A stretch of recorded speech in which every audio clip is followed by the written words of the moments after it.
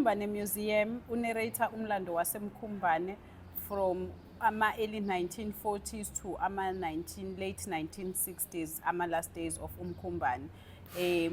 When you talk about Mkhumbane, you talk about races awuthu amandiya nabantu abamnyama coexisting into le ndawo ebizwa ngomkhumbane. Umkhumbane ke wawuyindlela yabantu abamnyama yoku-escape i-reality yangalesa sikhathi, i-humiliation ababeyithola ngokwebala labo. Abantu abamnyama ngalesa sikhathi kwakumele mebefika eThekwini baye kwandaba zabantu administration, native administration offices. Bazothi mebefika khona bese ku-stamp uDompasi kune-process ke yayenzela eyayi-involve udokotela ukuthi baye through udokotela. Uma beya kudokotela udokotela mengakuthandanga akuthumele back emakhaya. If ekuthandile you lucky enough ngisho ungenazi izifo uma engakuthandanga nje uzokubuyisela emakhaya udenied uDompasi wakho.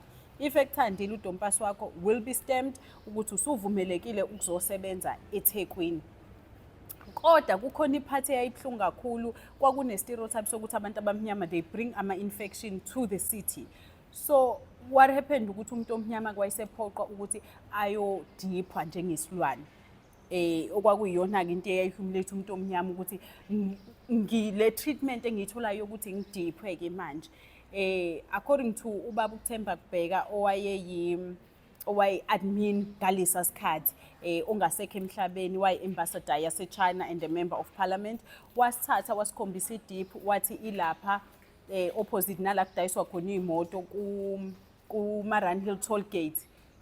Ku-toll gate yaziwa ngo-toll gate leya ndawo ngoba iyi-entrance yaseThekwini. Khona into eyi-monument lapha eyithuna ekhona munyuka nje uze Mkhumbane kwi-entrance noma uye eThekwini, kodwa ikakhulu ivela umunyuka uza la eMkhumbane usuke eThekwini ingaka-right. Wayiveza some sort of ithuna but iyi-monument. Wathi kwakudipha lapho but after yaziwa into yokudipha kwabantu national and international yayisiyafihlwa kwenziwa into engathi in-monument.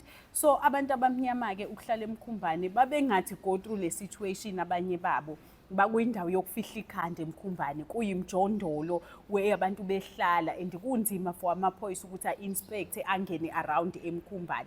Kwakwaziwa ke eMkhumbane kwakhona ama-shipping queen lapha nalapha edayisa utshwala, utshwala illicit alcohol, ukavini, utshwala bezulu, as a way of making income for bona ney'ngane zabo. So ngalesa sikhathi ke as much as aye khona ama-hostel ePhoyint, but obaba babazi ukuthi every weekend baya eMkhumbane ziyakhipha, kudlalwa idayisi, khwela music, shipping queen lana siyangena, lana kuyaculwa, kuyaphuzwa, ilife ke yaleso sikhathi. Because keep in mind uMkhumbane awukho rich political but cultural and artistic. We have politically uMkhumbane uze lo baba uJacob Zuma, omama uBaleka Mbete, omama uPhumzile Ngcuka. Culturally uIndlunkulu, ubaba uBhekuzulu Isilo, uBhekuzulu Methi, Indlovukazi uThomozile eMkhumbane. Yayi-active ngalesa sikhathi uMkhumbane futhi ngesikhathi sikaMntwana noma ibamba uPhika, umntwana uPhika. So uMkhumbane wawu also active ngalesa sikhathi. And also musical, obaba uMadala Kunene, obaba uMoses Sefatha, kukhona uDalton Tony Khanyile owayeyi-saxophonist eMkhumbane ngalesa sikhathi. So we have a number of people abazalwe uMkhumbane who are famous and who also narrate umlando waseMkhumbane national. So 1949 umfana by the name of George Madondo untshontsha uBanana Ndiyeni ku-Grey Street. Uthi mase untshontsile India seliyamshaya. By the time iChesterville yayisi-exista-ke ngama-1940s. Uma selimshaya abantu eChesterville sebeyasuka batheleka ku-Grey bayoshaya amandiya bawashaya naseMkhumbane. Not because they didn't like amandiya because of race, but they were retaliating towards treatment yamandiya. they were ill-treated by amandiye, ba-oppress, ba-overcharger emjondolo, because amandiye ma-landlords emjondolo. So ayiba-overcharger ngalesa sikhathi.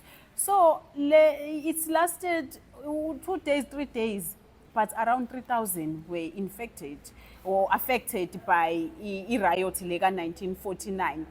Kwagcina amandiya ke ewudayisa umhlaba wabo edayisela uhulumeni wobandlululo.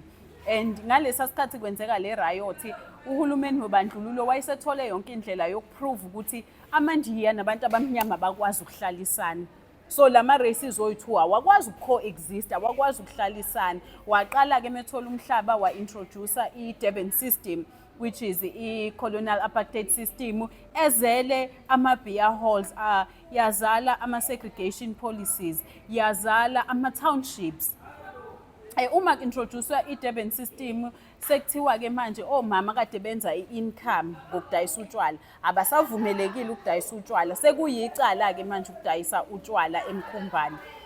Sekukhona amaphoyisa seyapatrol asengena around the street ne-street, ahambe ney'moto ey'namalamba amakhulu, ehambe patrola, if ubanjiwe uyaboshwa.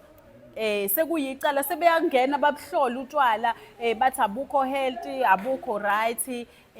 So now i-system isi-affecta nendlela omama baseMkhumbane ebebenza ngayo imali. So when yenzeka lento, sekuqala ku-introducewa uKwaMashu township. Sekuyaqala sekusey'ngxoxweni zokuthi njengoba kwakhiwa uKwaMashu, omama manje sebezophoqeleka noma abantu baseMkhumbane sebezophoqeleka ukuthi baye eKwaMashu. And ama-township, the way ayakhiwe ngayo, ayinama-exit nama-entrances ayi-2. That's how government aimed to control i-movement yomuntu omnyama. Ukuthi if evalue entrance 1 no exit 1, konke kuvaleleke ngaphakathi. That's how we gonna get ukuthola wena. And ama-township, the way akhiwe ngayo, because ama-township, keep in mind, ayinzalo yobandlululo nencindezelo. Ama-townships. So ama-township was a way of ukuphoqa inhlupheko kumuntu omnyama. Those tiny 2-room houses, abancane. If kuwukuthi awusalentuzi,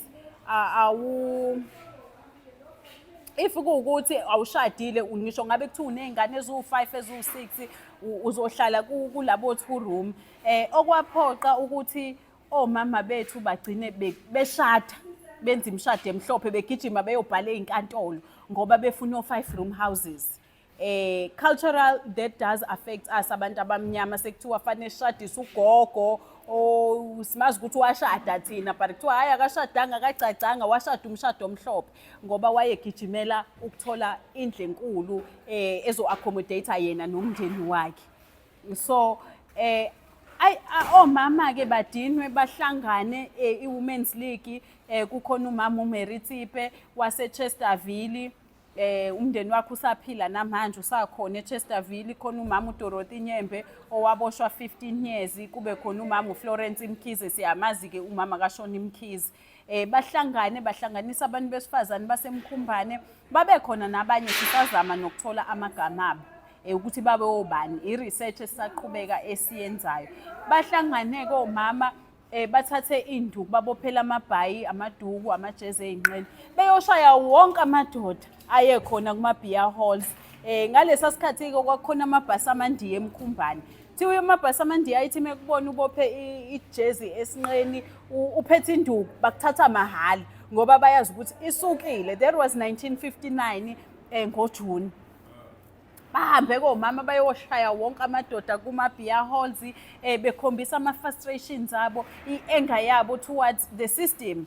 And ngoba manje abasakhona ukondla iy'ngane zabo, at the same time bayanqatshela ukuthi benze utshwala. But no baba futhi abasafiki ukuzophuza.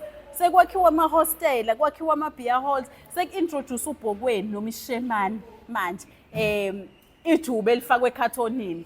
Utshwala bezulu kahle kahle obufakwe ekhathonini. Kuthiwa lobo baba utshwala bezulu abukho healthy, but sekukhona obusekhathonini ke manje kuthiwa bu-right ngoba busekhathonini. That's how i-system robbed umuntu omnyama. Then after lokho ke sekuyaqala kuba khona ama-raid. Every night amaphoyisa ayangena eMkhumbane. Ayabheka, ayapatrola, nomama sebeyazi manje ukuthi uma bebona imoto kumenyezwe kuthiwa umeleki, iy'ngane y'meme zithi umeleki.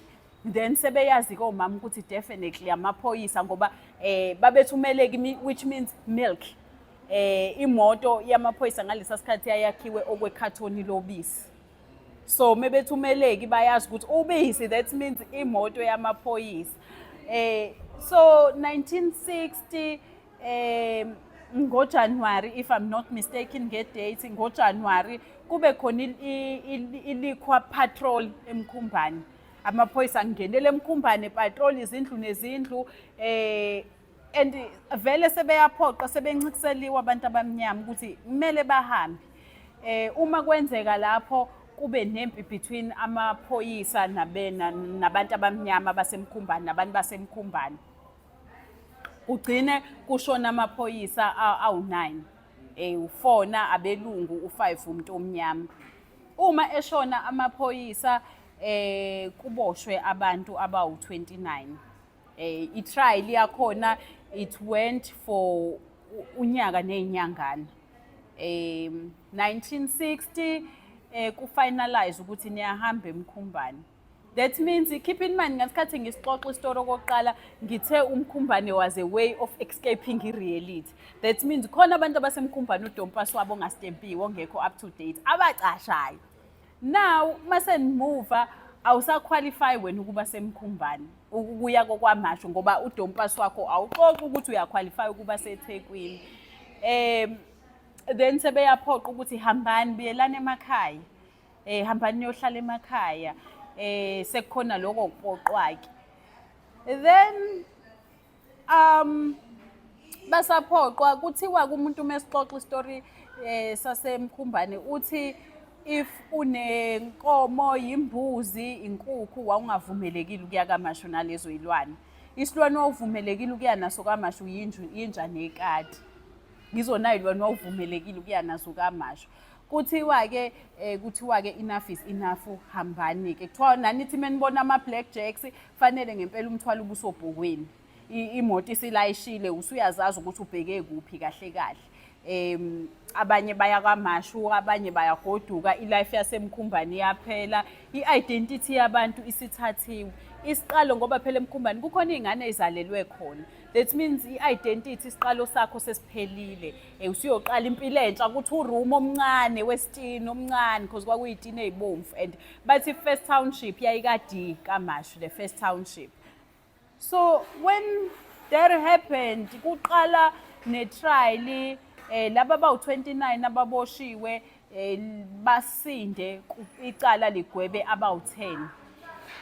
Uma ligweba laba bawu-10 icala, ugcina oyedwa aphile enkantolo, aliwine icala, aphume-ke kusale le-9. Le-9 bisiyagwetshwa-ke, ithola isigwebo sentamo. Kuthiwa-ke ngalesa sikhathi ubuthi muboshwele icala elikanjena, musugwetshwele icala elikanjena, umndeni ubugcina enkantolo. Kunikwa isentence yakho ukuthi awusuthola isigwebo sentamo. Then uzongcwatshwa kuma-unmarked grave. Ama-grave nje nibekwe nibe baningi kungabi nagama. Kube yithuna, amanye ayiseNewlands, Orlando East, amanye in Pretoria. Because nabo bangcwatshelwe Pretoria-ke. Maybe ngcwatshelwe Pretoria 2019. Then ngayisa sikhathi-ke kwakusaphethe uMinister uLamula as uMinister of Justice. Kube khona ilentuza iprogram yokuthi ubuyisa abantu emindenini yabo. So abantu benza ama-DNA test la so imindeni yalabantu abawu-9 itholeke ijustice. Babuyelwe imindeni yabo, which was a very painful day. Ninga-check-a on YouTube, it's called i-Reburial of Kitomena 9. Yenzeka khona la ekhaya eMkhumbane. Bangcwatshwe-ke, and it was a very painful day because you can imagine ubaba wakho ushone uno-2 years awumazi, and umndeni wamgcina enkantolo enikwa isigwebo sentamo. Usuzomthola but ubaba wakho ukuze umthole bekumele kuthathwe i-DNA esethanjeni lakhe ne-DNA yakho. Uma esetholakele ubaba wakho, the only time uzo-identify ibhokisi lakhe yisithombe esingaphandle, ngaphakathi amathambo wonke wo-9 ayafana. Amathambo kahle kahle, yisikali, yithambo, uphisi kuhlanganisiwe, kufakwe kuplastiki, kwafakwe ebhokisini. But i-justice sike sithi mesiyimndeni emnyama uthi mengithola ithambo lakhe ngizophumula. So naye imndeni, it was a relief ukuthi ngithole ithambo lakhe. So bafihlwa-ke, bafihlelwa ey'nkawini abawu-80 Cemetery Chesterville, Heroes Egg. Then oyedwa umndeni wacela ukuhamba-ke nama-remainings abo-ke. And mesenza ama-research about i-Ketomena 9, we find ukuthi it was just 9 souls for 9 souls. Hayi ukuthi babekwenzile, but babekhona, yes, but abakwenzanga, ababulalanga amaphoyisa, but kwakumele shuthi kulale imphefumulo ewu-9 ukurepresenta le mphefumulo ewu-9 yamaphoyisa elele. So there is the history of uMkhumbane. But asinakho kuphela lokho, siphinde sibe ne-history yaseNdlunkulu. Ngaphandle sineliba leNdlovukazi umama uThomozile kaJezangani Ndwandwe Zulu, onkosikazi weSilo, iSilo uBhekuzulu. So sineliba-ke leNdlovukazi, and as I said ukuthi iSilo uBhekuzulu was very active eMkhumbane. Wayiba nokuba khona eMkhumbane, hence why kunomgwaqo oChesterville Road 1 onenywe after yena. So waye active kakhulu, neNdlunkulu futhi yayi active eMkhumbane. If you do if uya eKillie Campbell and do research on iKetomena from 1949, each and every newspaper uzothola something ngeNdlunkulu. I'm not talking about ama-archives